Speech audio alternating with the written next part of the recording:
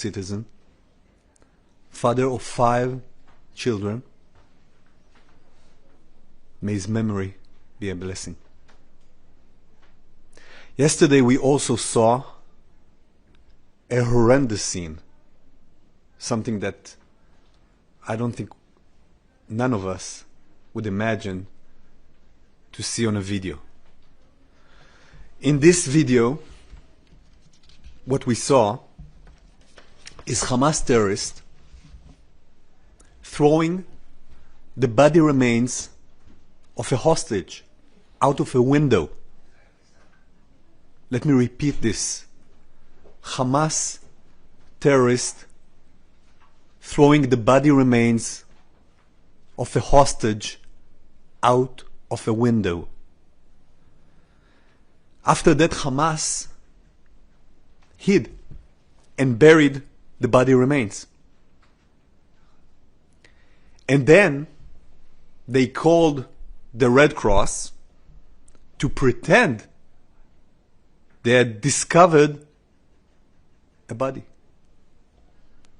Let's see this video.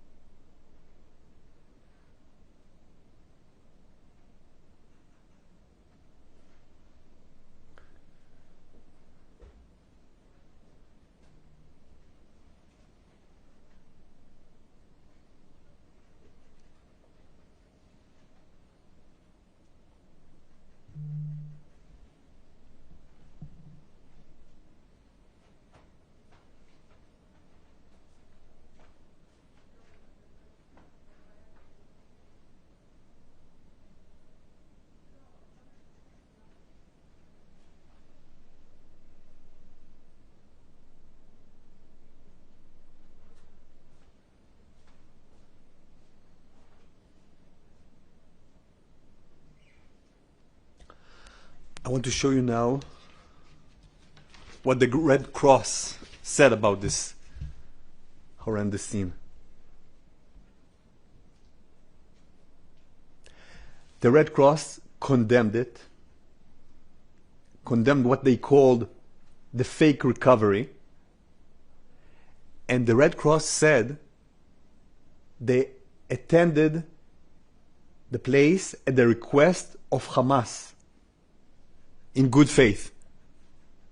Of course, they continued saying this is unacceptable that a fake recovery was staged when so much depends on this agreement being upheld and when so many families are still anxiously awaiting news of their loved ones. This is the Red Cross. This is not the Ministry of Foreign Affairs of Israel. The video that we've just seen is appalling in so many levels. First, it shows the sick mind, and there is no other way to describe it. The sick mind of Hamas terrorists. Throwing bodies out of windows and using them for their manipulations. Think what these scenes, these manipulations, these atrocities, what it does to the families of the hostages, of the deceased hostages, what they are going through, undergoing more pain, more agony. Some of these families need to reopen the grave. This is barbaric. This is something beyond words. I can't think of any human being, any decent human being who can see these pictures, see what Hamas does to deceased hostage, and come out and say, I support Hamas. If there's someone that supports these kind of scenes, something is fundamentally wrong with him.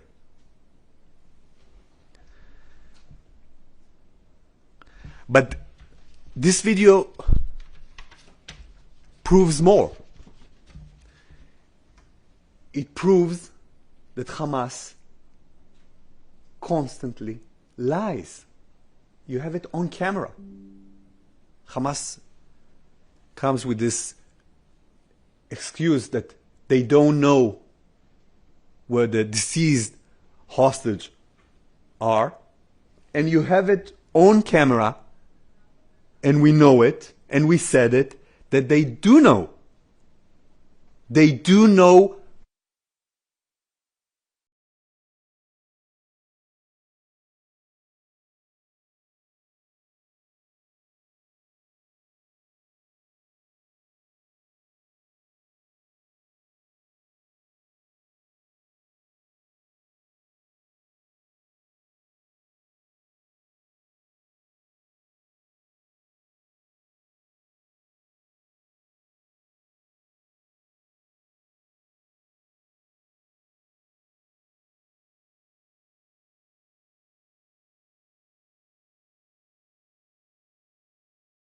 Is this time they were caught.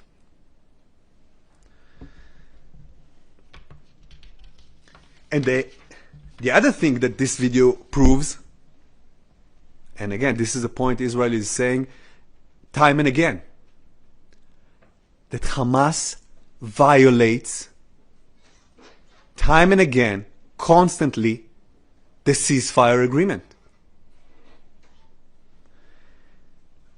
Hamas has an obligation under the agreement to return the bodies of the hostages, but it refused to do so, even though they know exactly where the bodies are. And as I said at the beginning, this wasn't the only violation of Hamas yesterday. Hamas opened fire against our soldiers. They killed one of our soldiers.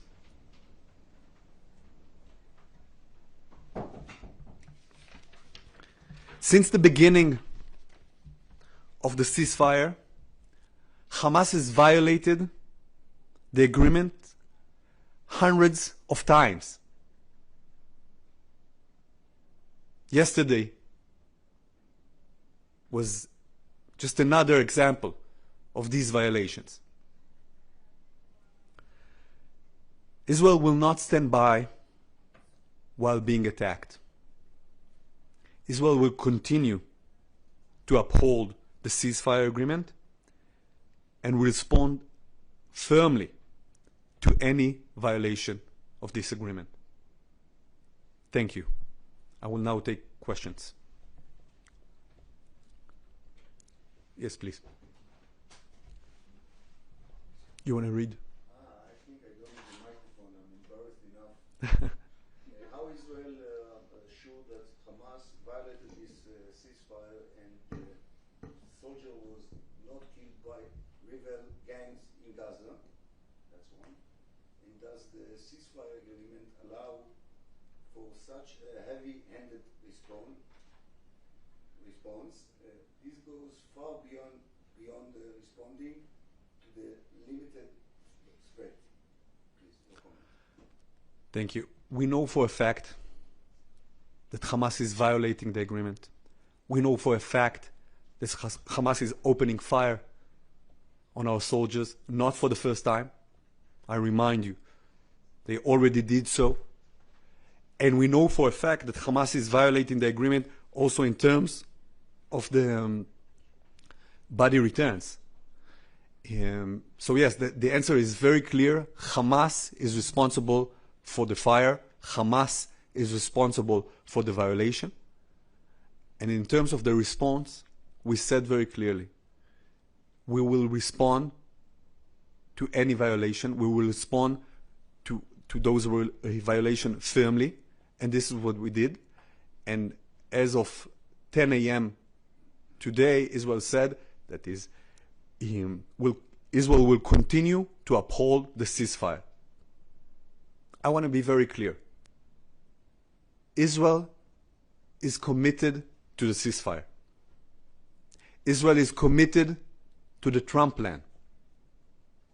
The only problem is that Hamas is not committed.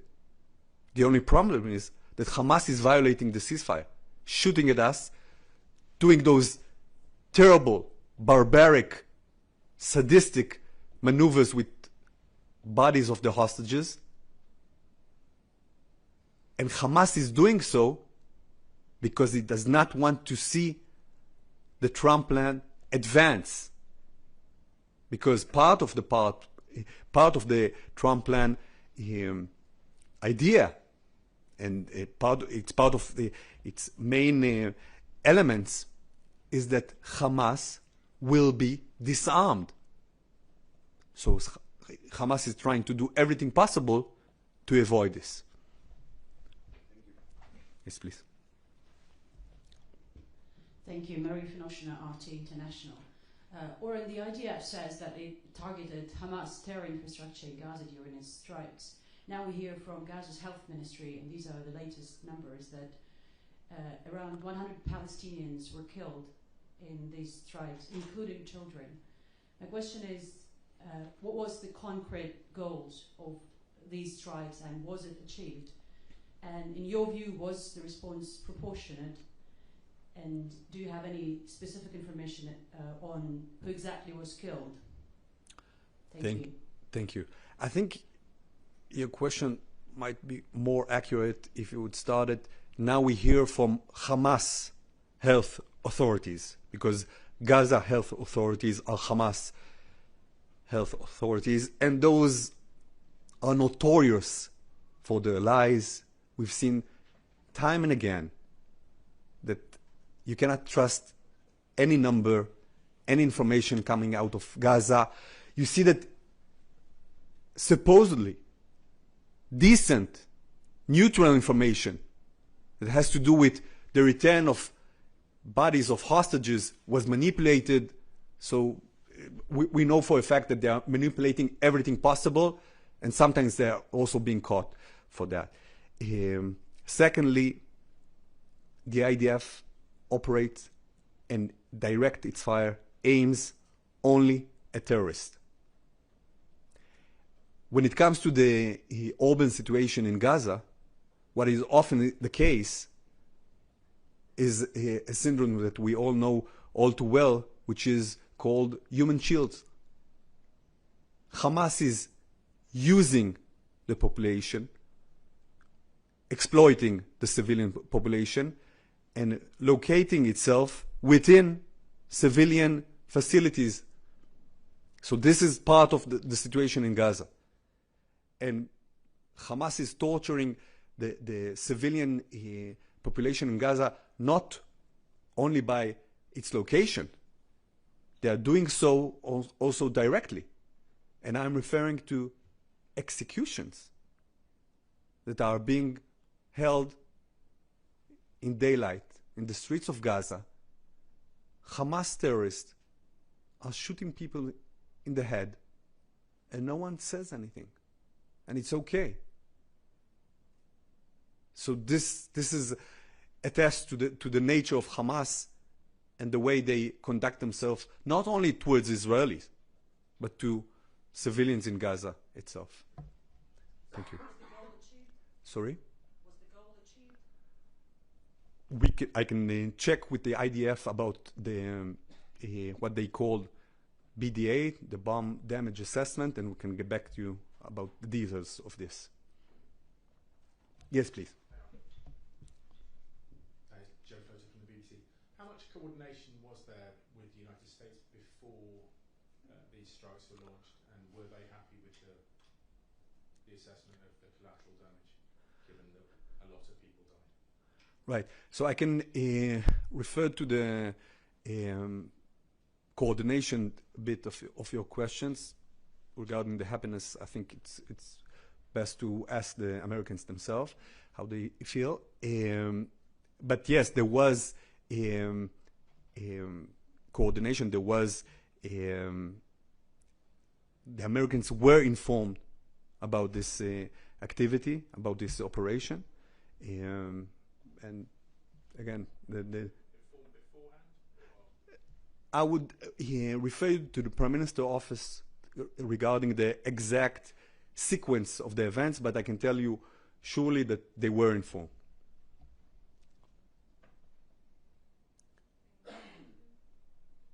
Okay, if we don't have any other questions, thank you. You have another one? It's okay. You're good? Is Israel taking her own decision in these cases, or only a green light? A very clear answer, and I think the Prime Minister referred to it. Israel is a sovereign country,